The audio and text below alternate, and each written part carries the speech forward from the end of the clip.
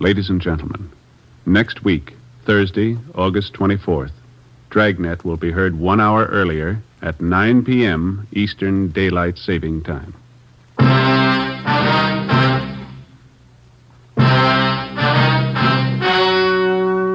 The story you are about to hear is true. Only the names have been changed to protect the innocent. Dragnet.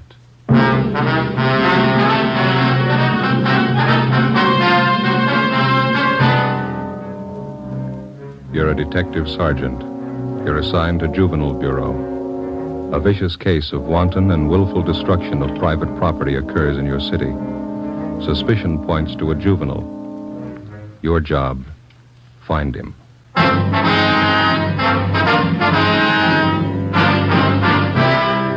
Dragnet, the documented drama of an actual crime. For the next 30 minutes, in cooperation with the Los Angeles Police Department, you will travel step by step of an actual crime. For the next 30 minutes, in cooperation with the Los Angeles Police Department, you will travel step by step on the side of the law through an actual case from official police files. From beginning to end, from crime to punishment, Dragnet is the story of your police force in action. It was Tuesday, April 10th. It was cool in Los Angeles. We were working the day watch out of Juvenile Bureau. My partner's Ben Romero. The boss is Inspector Bowling. My name's Friday. It was 9:35 a.m. when we got to 1335 Georgia Street. Captain's office. I won't ask you to sit down. We're not going to be here that long. You sound mad. Get your hats. Right way. Where's your car? Right out front. All right. What's up? A rotten mess.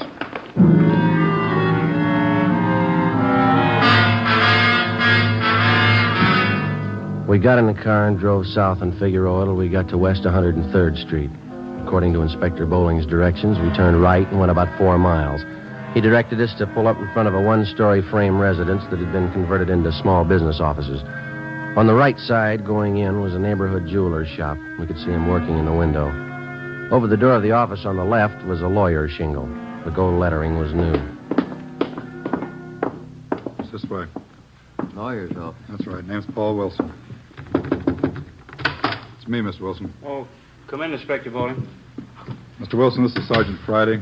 Romero, juvenile detail. I'm assigning them this case. How you do, Sergeant? All right. Sergeant. All right, look at it. Just look at it.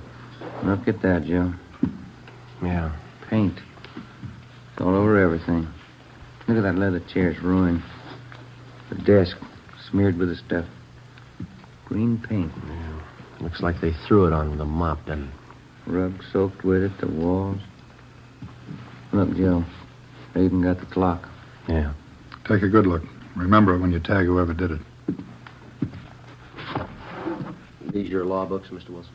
Yes, sir. I didn't have to do this. Poured paint all over them. Yes, sir. When did all this happen? Sometime last night. Found it this way when I came in this morning. Any idea who did it? That's why he called us, and we're going to find out. I don't know who'd want to do a thing like this. Just opened my office 3 days ago, just hung out my shingle. You just started practicing laws, then? Yes, sir. Graduated from Loyola University Extension Division. Been looking for office space for a long time. Was anything taken? No. It's such a dirty, rotten thing to pull. Undoubtedly a kid. That's pretty vicious for a kid. Can you think of any enemies that you might have had, Miss Wilson? No, sir. No one would do a thing like this. Can't understand it. There's no reason for it that I can think of. Crime report shows they got in the back door. Is that right, Mr. Wilson? Well, can you come back here? I'll show you. Okay. Yeah, here it is, right here. See, this used to be the kitchen when this was a flat. I was going to put a hot plate in here for coffee. Oh, yes. You can see where they cut through the screen door. It's all right. It's been checked. Okay. Oh, yeah. Yeah, I see. Mm-hmm. Any pass key would fit the inside door here. Yes, sir, that's right. You can follow the trail of that green paint right from this door all the way through the house. Yeah. I don't know how I'll ever get it all off. You know of any cleaners that handle things like this? We're not allowed to recommend anybody, Mr. Wilson. If you have somebody in mind, we'd be happy to call them for you. Well, thank you. I appreciate it. I was going to make some calls, but I haven't got my phone installed yet. Estimated damage about $1,800, is that right? That's what I figure, yes. My law books are over $600 alone. Borrowed the money from the bank for the furniture. You haven't noticed any kids in the neighborhood, none of them around while you were moving in? No, I didn't see any. I moved everything in myself, rented a trailer, made several trips to get it all over here. Guess that was a silly thing to do. Why? Well, the store where I bought the furniture said they'd deliver it, but I couldn't wait to see everything in. First office, you know. Yeah, we understand. Well, like I said, I made several trips with the trailer, and I didn't lock the office each time I left. Didn't figure it was necessary. The fellow across the hall with Bueller said he'd keep an eye on things for me. But you did lock up last night, didn't you? Oh, yes. As soon as I was moved in, I locked the place at all times when I wasn't here. That's it. We'll get right on it. I don't have to tell you again. I want a fast answer. Where do we start? With an empty paint can. Before we left Attorney Paul Wilson, we took a sample scraping of the green paint to serve as a color check. We started to canvass the neighborhood door to door. We covered the area for a radius of 6 blocks, questioning the residents and checking out the youngsters. We failed to come up with anything. We figured another good angle was to try the schools in the area. We checked on the students who had been in any kind of trouble involving malicious pranks. We had the principals line their students up. We looked them all over thoroughly for any evidences of paint of any kind on their person or on their clothing. The few leads we found led nowhere. After a week without success, we went back and rechecked the neighborhood, the paint stores, to see if anyone had bought any green paint, anyone they might have forgotten to tell us about the first time through. No leads. Monday, April 18th, Ben and I stopped for a Coke at a hot dog stand on the corner of 103rd and Oakview Avenue. A couple of Cokes, please. You want to help yourselves, then? Yeah, okay. Here's one. I don't see any more. There's one lying on the side. No, over there by the grape. Oh, yeah. Let me get it for you. Oh, thanks. Here you are.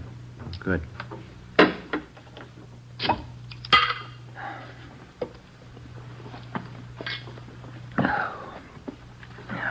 Every time I think of that boy's office, it makes me sick.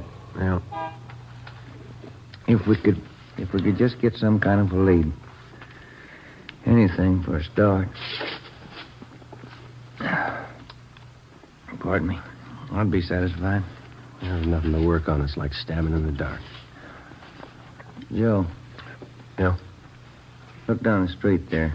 Hmm? This is tin can day. Everybody's got them set out in front of their houses. It's worth a try, isn't it?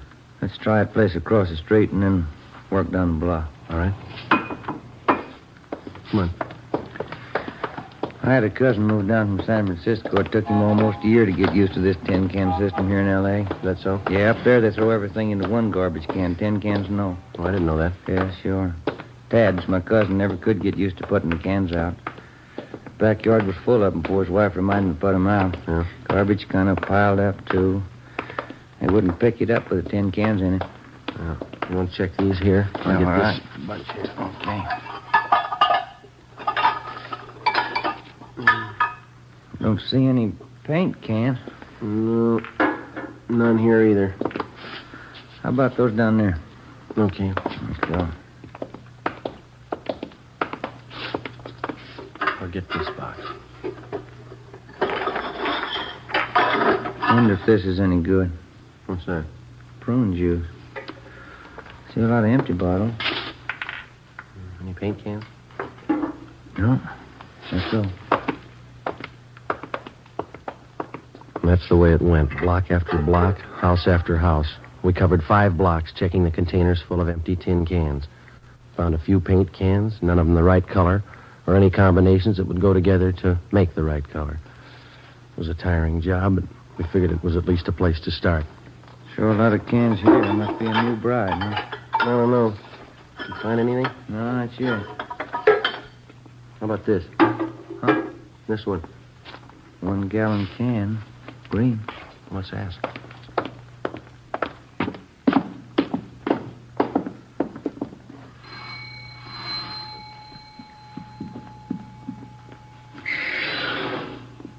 Yes? Police officers, ma'am. Does this empty paint can belong to you? You can have it if you want. We threw it out. Do you have any children here, ma'am? Yes, a boy. How old is he? 1 year. Would you mind telling us what this paint was used for? We just moved here. Is there any law about throwing out the paint cans? Oh, no, ma'am. We're investigating the case. Just like to know what the paint was used for. Did old man Boone send you over? Beg your pardon? Mr. Boone, the man we rented this house from? No, ma'am. I thought maybe it was him. He said we couldn't do any painting inside. We don't know anything about that. You sure? I don't trust him. No, ma'am. You say the paint was used to redecorate? Yes, come in, I'll show you. Oh, thank you.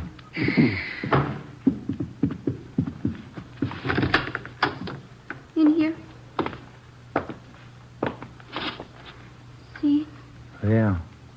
Carlos, dear, my husband. I told him he should have waited till Sunday. Mm-hmm. Whose idea was it to paint the bathtub? Carlos. He's going to night school learning English. The teacher told him the best way to learn was to speak it around the house. Yes. It's better for the little one, too. Well, anyway, Carlos gets paid on Saturday night. Then he stops at the little place where the fellas he works with and has a little drink. He gets his paycheck cash there. Mm-hmm. When he came home, he said he was going to paint the bathroom for me. I guess he felt a little good. I was in the kitchen and I yelled to him to paint around the top. Around the top, I said. Yeah. Like I said, he doesn't know English too good yet. We have a green tub. I see. Well, thank you. He's going to clean the tub next Saturday. We use the shower. Painted that, too, didn't he? Well, thank you very much, ma'am. We're sorry to have disturbed you. Oh, that's all right. I'm worried about next Saturday night. Why is that? There's no telling what he's going to do with that paint remover.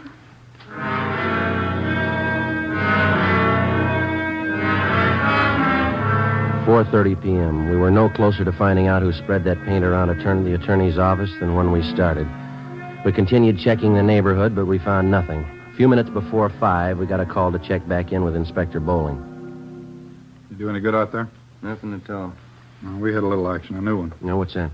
Came in about an hour ago. Somebody poured kerosene on 3 palm trees and set them on fire. 3 trees, 3 different blocks. Yeah? Kept the fire department busy, tied up the traffic for several hours. I've sent additional juvenile cars out there to cover happened in the same general area as the paint job. Any leads? Now, anyone who would smear paint over an office might set a palm tree on fire. Same type of gag, malicious mischief. Think there's a connection between the two? Well, it's anybody's guess. Paint routine's a new one, so is the palm trees. They're both one-time only shots. Maybe the two connect somewhere along the line. Well, maybe. Well, it's got us stopped. We can't even find a place to begin. We've tried everything we know. Starting again tomorrow. That isn't going to make that young lawyer feel any better. Yep. Who? Will you take him down to the detention room? He does, huh? All right, I'll see him. Yeah, right now. 16-year-old boy out there says he's got to see me. Would you like to talk to him alone? No, it's all right. You stay. Come in. You the chief? My name's Bowling, Juvenile Bureau, yeah. Could I talk to you alone? Well, these officers work with me. Can you talk in front of them, son? I guess so. Well, come on over here. You want to sit down, son? I'd rather stand if it's okay. All right, what's on your mind? I want to confess. What do you want to confess, son? I murdered somebody.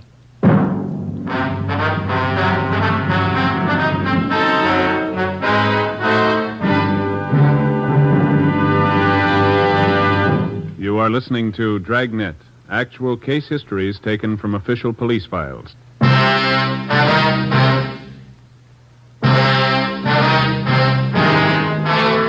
6 p.m. Monday, April 18th. The boy identified himself as Arnold Waterman, gave his age as 16. He told us that 2 days before at 98th Street and 2nd Avenue, he'd shot a man to death and hidden his body in the basement of a house. He was taken to the interrogation room where a police stenographer took his statement. Inspector Bowling sent Ben and I out to check his story. 9:30 p.m. We drove back to Georgia Street Juvenile and went to the interrogation room. Arnold, Yes, sir? well, these 2 men have been out at 98th Street and 2nd Avenue checking your story. Did you find the body? No, there's nobody out there. There should be. I put it in the cellar. There's no house out there. It's a vacant lot. We checked all the houses near there. You sure you killed somebody? Of course I'm sure. I stole the gun. I shot him 3 times in the back. What'd you do with the gun? I threw it in Westlake Park. Where? In the water. I rented a boat and rowed out to the middle. That's where I threw it in. Why did you kill the man? I don't know. I didn't like him. Now, look, boy, you didn't kill anybody. There's nothing to back up your story. There's not an ounce of truth in it. How do you know you haven't found the body? Just wait. You'll find him, then you'll see. I killed him, all right. Will you show us where you hid the body? Why should I? I told you can find it. These men have gone over that entire area thoroughly. There's nobody out there, and you know it. You cops are funny. When somebody won't admit a murder, you keep asking questions until they do. I'm telling you I murdered somebody, and you keep trying to talk me out of it. If we could find one shred of proof, we might go along with you. You can't be convicted without proof. How much do you need? You got my confession. I offered to sign it. They wouldn't let me. What more do you need? We need a victim, Arnold. If you knew where to look, you could find it. We've looked every place you told us to. You're lying to us, huh? Why? I never liked the old man. I hated his wife. I killed her, too. I wasn't going to tell you that. Where do you go to school? I quit school to sell papers. I had to support my mother. Where's your father? I don't know. My mother wouldn't tell me. That's where I met the old man I killed, selling papers. He was my boss. None of us liked him. Nobody had the nerve to do it but me. The rest of the guys were scared, but not me. What was the old man's name? I can't think of it right now. He was your boss. He never told us his name. We just worked for him. Where'd you sell papers? I don't remember. I had to sell papers. We were going hungry. I couldn't stand to see my mother starve. Couldn't your father work? I don't know where he is. I told you that. We tried to get on relief. They wouldn't let us. I made a lot of money selling papers. After a while, we didn't need relief anymore. I made $100 a week. Why are you lying to us, son? If you think I'm lying, why don't you let me go home? We haven't anything to hold you for. You can go home. Not until I have a trial. I already called a lawyer. He'll be over pretty soon. I've sent for your mother, Arnold. She'll come down and take you home. I didn't want her to know anything about this. I may have to go to the gas chamber. It would make her feel bad. You shouldn't have called her. It's no use. Let's go back to the office. His mother ought to be there by now. All right. Romero, you want to stay with the boy? Right. You better go out and find that body. Come on, Joe. I killed that old man. You can't say I didn't. The boy's a pathological liar. Well, it looks that way. Probably an inferiority complex. And this is the way of making himself important. Well, we all know he didn't kill anybody, but I wonder if he's got something else in his mind, huh? How do you do? You're Mrs. Waterman? Yes. Inspector Bowling? Yes, ma'am. This is Sergeant Friday. How do you do, ma'am? How do you do? You have to excuse my appearance. I slept a little late today. We've got your boy down the hall. He's all right. Trying to get us to swallow a few tall stories. Yeah, he's like that. What did he tell you? He tried to give us a story about killing somebody. Well, I'm not surprised. This isn't the first time. I'll never understand that kid. Has your boy ever been in an institution, Mrs. Waterman? No, he's not bad. He just likes to lie all the time. He's an awful liar. Went to his high school principal the other day, told him his father and I beat him. We wouldn't give him any lunch money. Where is your husband? He has a newspaper concession on one of the railroad trains. How often is he home? Once a week, sometimes every 2 weeks. It's the only business he knows. Yes, ma'am. Maybe that's the reason the kid's the way he is. My mom always used to tell me a kid needs his father. Still, whenever my hubby's home, he always does the right thing. Arnold started telling me these lies a long time ago, and ever since when his father found out, he catches it. How do you mean? Good strapping. That's all a kid like him understands. His father knows how to handle him. Whenever he lies, he takes the strap to him. You think that's the best way to handle it? Don't you? Well, you know what you're doing, Mrs. Waterman. He's your son. But if you wouldn't mind a little advice, do you mind my telling you? No, not at all. Well, that boy needs care, and he needs it bad. A strap's not the answer. He needs attention, good supervision, and a lot of companionship. I'm not conducting a class in child psychology, but care for that boy of yours. Care for him before the state has to. It's just those stories he hears. That's what's wrong with him. Came home the other night with the wildest tale I ever heard. Yes, ma'am. Said he threw green paint all over somebody's office. Ben and I drove out to the Waterman home. We checked through the boy's belongings. His mother showed us his room. In his closet, we found a pair of corduroy trousers, a white T-shirt, and other articles of his clothing spattered with the same shade of green paint that had been found in the office and furnishings of Attorney Paul Wilson. We asked Ms. Waterman where her son Arnold was on Sunday night, April 9th, the night that the office had been broken into and smeared with paint. She told us she didn't know, but that he came home that night with paint on his clothing.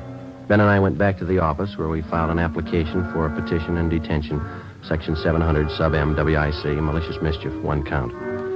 2 days later, in juvenile court, the calendar was called. Arnold Waterman's name was first on the list. The judge, the subject, and all those concerned in the case retired to the judge's private chambers. Ben and I, Arnold Waterman, and his mother.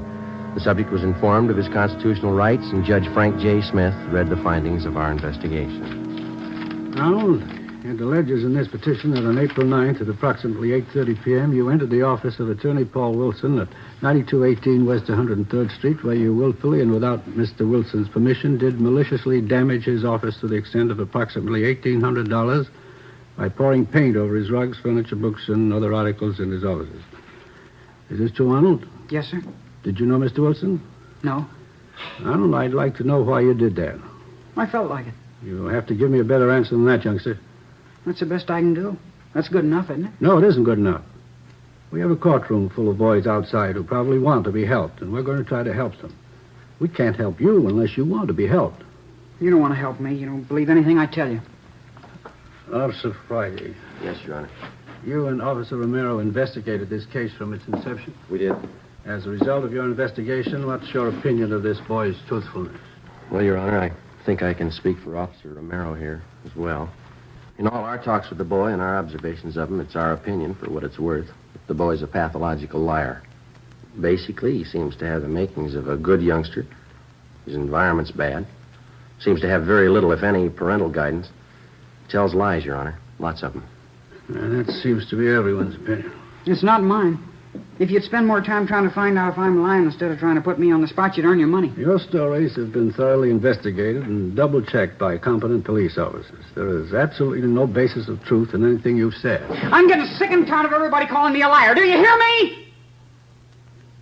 Young man, sit down in that chair. We review a great many juvenile cases here in my private chambers, but that does not alter the fact that you are in a court of law. You will lower your voice, speak in a gentlemanly fashion, and tell the truth. Is that understood? Yes, sir. Mrs. Waterman, could you give this court any reason for your son's behavior? It's a mystery to me, Judge. Fred, that's his father. He can't understand it either. He's always lied. His father beats him for it. I guess he'll always lie. That's all you can say in your son's behalf? What else is there to say? He's a liar. Arnold, I'm going to ask you once more. Why did you smear paint all over Attorney Paul Wilson's office? I didn't like him. Why didn't you like him? I didn't like him, that's all. Tall, skinny, funny-looking guy. You mean you destroyed his property because you didn't like his looks? Something like that. He was cheap. I saw him moving in. He had a trailer. He was moving his own stuff in. Why didn't he hire a mover like everybody else? I don't like cheap people. Do you know anything about this man, Wilson? No. What Why? business was it of yours, whether or not Mr. Wilson decided to move his own furniture? Do you know that he's a young man, not much older than you, just graduated from law school, took a lot of time, took a lot of his money that he earned to put himself through school, and you sit there, a mere sketch of a boy passing judgment on a fine young man like Paul Wilson. And, boy, let me tell you something. I don't know if you're a God-fearing lad or not, but you'd better fall on your knees and ask forgiveness and hope that somebody hears you, that he hasn't lost patience with you. You better raise up those sights of yours, lad, and pray for forgiveness. I hope those tears mean something, Arnold. Now, do you have anything to say before I pass judgment on this case? Yes, sir, I have. I'd like to tell you about something else I did. There were some palm trees out there. I put kerosene on them and set them on fire. Officer Friday, would you know anything about this? Yes, Your Honor. That checks with the reports. Any property damage? No, Your Honor. Kept the fire department pretty busy, that's about all. I didn't kill anybody. I just made that up. Yes, we know, Arnold. Do you have anything else to add, Mrs. Waterman? No, I don't know what else you can do with a kid. I'm glad it's somebody else's problem. According to the findings of the probationary officers and the investigating officers and what I've heard and observed in these chambers, I have no alternative but to remove this boy from his present home and environment and place him in a foster home where he will receive closer supervision and the care that he requires. Does that meet with your approval, Mrs. Waterman? It's fine with me, Judge.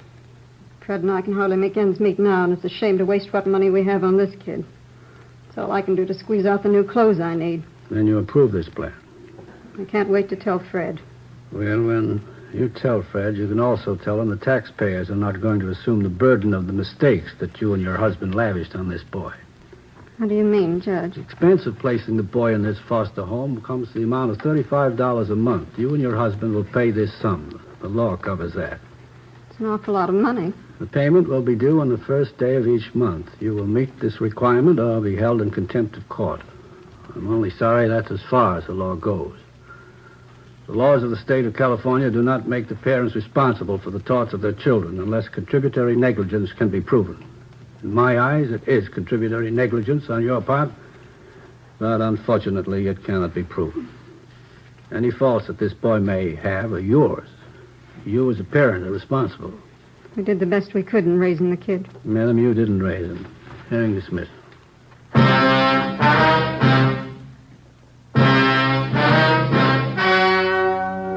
The story you have just heard was true. Only the names were changed to protect the innocent. On April 18th, the hearing was held in the private chambers of Judge Frank J. Smith, Juvenile Court, City and County of Los Angeles, State of California. You have just heard the results of that hearing.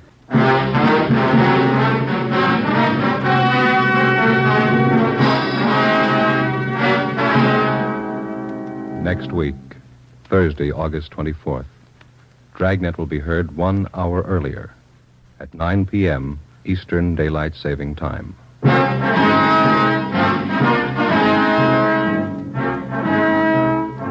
You have just heard Dragnet, a series of authentic cases from official files. Technical advice for Dragnet comes from the Office of Chief of Police W.A. Parker, Los Angeles Police Department.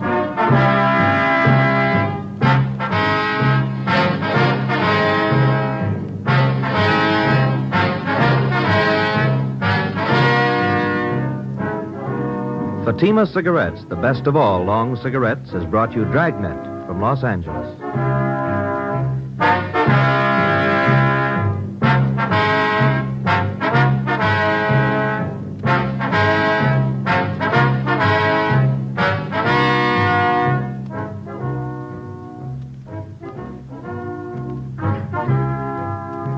Now hear Sarah's Private Caper. September 7th, it's Father Knows Best on NBC.